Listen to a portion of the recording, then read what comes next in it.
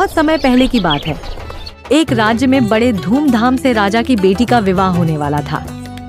महल चारों ओर से सजाया गया था। ढोल नगाड़ों की गूंज और शहनाइयों की मधुर धुन से वातावरण आनंदमय हो उठा था।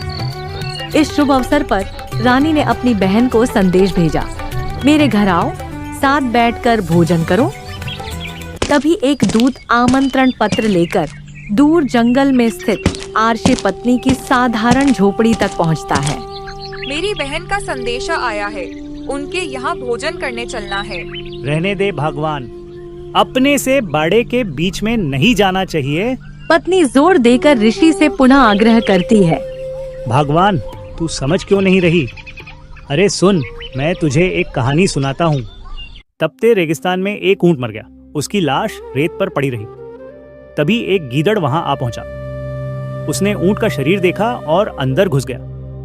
अंदर उसे भरपूर भोजन मिला।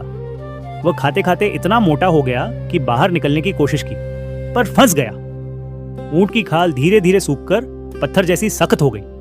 गीदड़ चाहकर भी बाहर ना आ सका। दिन बीतते गए, धूप तपती रही, गीदड़ अंदर कैद रहा।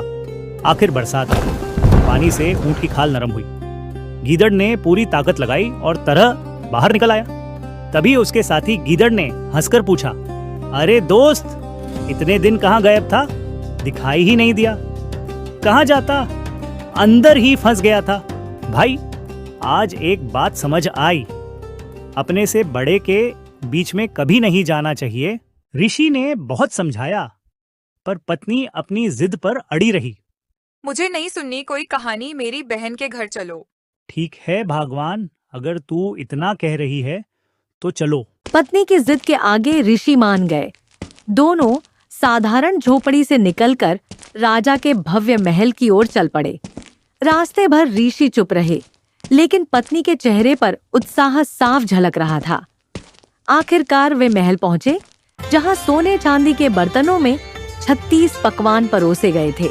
पत्नी ने चाव से भोजन किया, लेकिन ऋषि ने मन मारकर खाना खाया और चुपचाप घर लौट आए।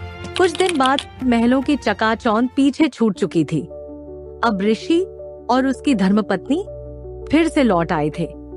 अपनी कुटिया की शांत देहरी पर जहां न वैभव था न सोने चांदी, बस थी साधना की निःशब्द शांति। स्वामी, राजाओं के यहाँ कितना वैभव है, हमारे पास तो कुछ भी नहीं है। देवी, सच्चा वैभव धन संपत्ति में नहीं, संतोष और भक्ति में है। पर स्वामी, हमें भी बुलाना चाहिए।